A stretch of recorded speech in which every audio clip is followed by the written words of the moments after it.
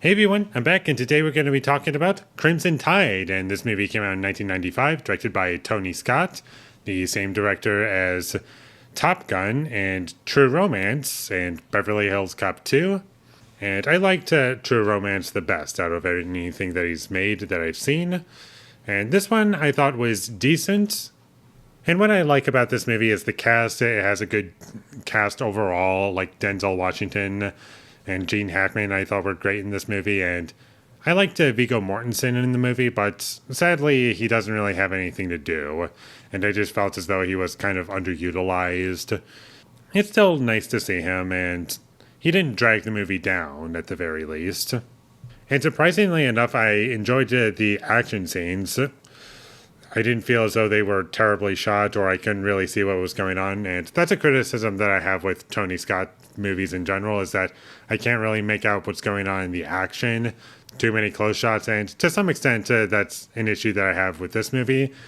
But I will say this, I do feel as though this was an improvement over those movies where I could see the action better, and the amount of close shots that we got, it wasn't overbearing to where I was feeling claustrophobic unintentionally, because most of the movie is on a submarine, and there's only so much you can show on a submarine, and so there's somewhat of an excuse for it feeling that way.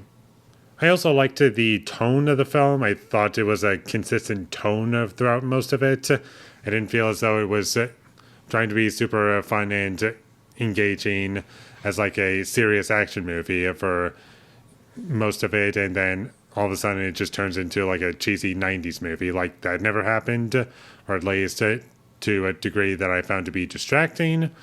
And I liked the characters in this movie. I found our two main leads to be interesting and characters that you could get behind, even if you don't necessarily agree with one or the other. You can at least understand where they're coming from and their point of view, and they were the best parts of the movie, like Denzel Washington and Gene Hackman. The music in this movie I thought was fine, nothing amazing, nothing memorable. It's there. It's generic action music that you would expect from a movie like this, and that's what we got. And there were a couple of things in this movie that I found to be out of place, like a kitchen fire scene that kind of felt like it happened out of nowhere. Just leading into it, it just felt so abrupt, like, whoa, this is happening while our main character is exercising, basically. And I just found that to be an odd choice. And there was a cut in audio that I did notice, and that was a bit distracting. And if you're watching this movie with just TV speakers, you might not notice it. But it happened within the first 10 minutes, and I noticed it. But I know that's a tiny thing, and even if that thing was still in the movie or wasn't in the movie, it's not really something that changes my entire opinion on the scene, like it's a bad scene because of that one cut in audio. But I'm just saying that it stood out to me and I noticed it. And going into this movie, I was kind of just expecting a generic 90s action movie that would be very boring, but surprisingly enough, I was entertained throughout the whole thing. I didn't feel the need to watch it in 1.5 times speed at any point, or I just wanted to skip through it.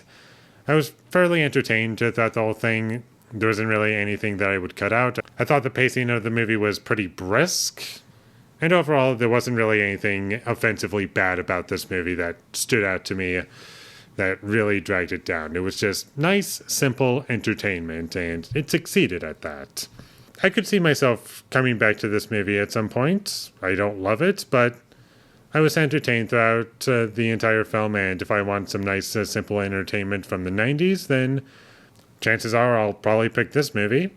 And it's not a particularly deep film. It doesn't really introduce any ideas that I haven't thought of before, but they're still there, and they're still interesting to think about, and I wouldn't say there's nothing under the surface. No pun intended. And that's about all I have to say about Crimson Tide. It was good.